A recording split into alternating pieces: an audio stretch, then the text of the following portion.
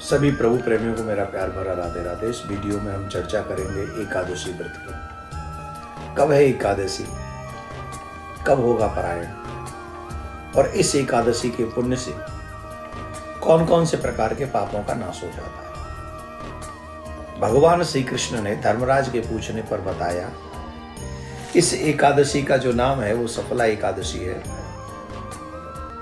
और भगवान पुरातन कथाएं कहते हैं कि पहले चंपावती नाम की नगरी में महिष्मान नाम के राजा हुआ करते थे।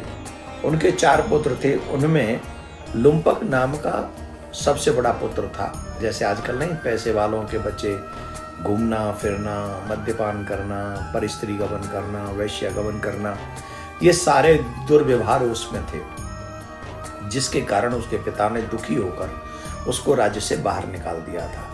तो जब तक राज्य में था, पैसा था, शानो शौकत थी, तब तक तो सब बढ़िया चल रहा था। लेकिन जब घर से निकाल दिया गया, तब तो घर में कुछ बचा ही नहीं, या पास में भी कुछ नहीं बचा। तो कभी चोरी करता, कभी लूटपाट करता, कभी कुछ करता, कभी कुछ करता। इसके कारण कभी कभी गांव वाले पकड़ भी लेते, पर राजा का पुत्र है इसलिए कुछ नहीं कहते थे। पर फिर भी वो सब डांटते फटकारते कि तुम अपने पिता का नाम बदनाम क्यों कर रहे हो। कई बार बड़े बड़े माँ बाप की बच्चे भी गलत काम करके अपने माँ बाप का नाम डुबा देते, जो नहीं डुबाना चाहिए, बढ़ाना चाहिए, नाम बढ़ाना चाहिए। तो ये हुआ। तो उस समय वो वन में रह रहा था, एक पीपल के वृक्ष के नीचे रहता था, और पीपल के वृक्ष के नीचे 10वीं के दिन वो व्रत करने लगा। व्रत में उस दिन व्रत था, 10वीं थी, और उस 10वीं के दिन उसे कुछ खाने को नहीं मिला। अगले दिन एकादशी का दिन उसे व्रत किया। व्रत करने के चक्कर में वो भूखा रहा।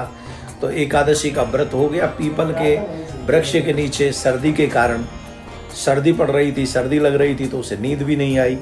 नींद नहीं आई तो रात्रि जागरण भी हो गया। उस दिन एकादशी के दिन वो फल ले आया था कहीं बाहर से। वो फल लाकर भगवान को अर्पण कर दिए। बोले अब मैंने क्या खाऊंगा, तो कुछ दिया ही नहीं आपने, अभी तुम ही ग्रहण करो। तो भगवान को दे दिया, जिसके कारण उसका एकादशी का व्रत हो गया। और प्रातः, क्योंकि कुछ खाया नहीं तो नींद नहीं आई, इसके कारण उसकी रात्रि जागरण भी हो गया। प्रातः काल जब वो पीपल के वृक्ष के नीचे सूर्योदय जब हुआ, तो वहाँ आकाशवाणी हुई और कहा कि तुम्हारे इस कृत्य से हम बहुत प्रसन्न हैं, हम बहुत बहुत प्रसन्न हैं, और अब तुम अपने घर जाओ और तुम्हें राज्यकाज प्राप्त हो जाएगा। तो जितने भी तुम्हारे पाप हैं वो भी नष्ट हो गए। पाप ऐसे कोई से पाप नहीं थे जो उसने किए नहीं थे। सब प्रकार के पापों को करने के बाद सिर्फ एक सफला एकादशी का व्रत किया, जिसके कारण उसके सब पाप नष्ट हो गए, और वो राज्य में जाकर बड़े प्रसन्न हुए। भगवान का संदेश दिया, राजा भी प्रसन्न हुए, सब वैष्णव हुए, और सबने एकादशी का व्रत प्रारंभ कर दिया। ऐसी सुंदर सफला एकादशी ब्रह्म मुहूर्त में उठना चाहिए, संकल्प करना चाहिए स्नान के बाद कि हम व्रत रखेंगे, और फिर भगवान का अभिषेक करना चाहिए, पूजन करना चाहिए। उन्हें हो सके तो उस दिन उन्हें भी अन्न का भोग नहीं लगाना चाहिए। पीले वस्त्र भगवान विष्णु को धारण कराएं, युगल सरकार को धारण कराएं, ज़्यादा से ज़्यादा भजन करें, ज़्यादा से ज़्यादा सत्य बोलें, ज़्यादा से ज़्यादा कीर्तन करें।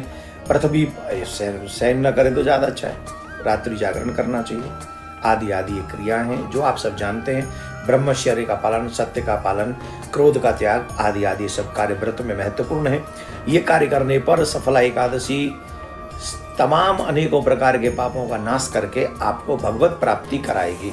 तो मैं आपको बता देता हूँ, 15 दिसंबर को सफला एकादशी का व्रत हम लोग रखेंगे, और 16 दिसंबर को सूर्योदय जो होगा 7:06 पे, तो प्रातः पारायण का जो समय होगा 7:06 से 9:42 तक रहेगा। जहाँ जहाँ सूर्य अलग अलग समय पे उदय होंगे तो वहाँ थोड़ा सा चेंजेज आ जाएगा। ठीक है।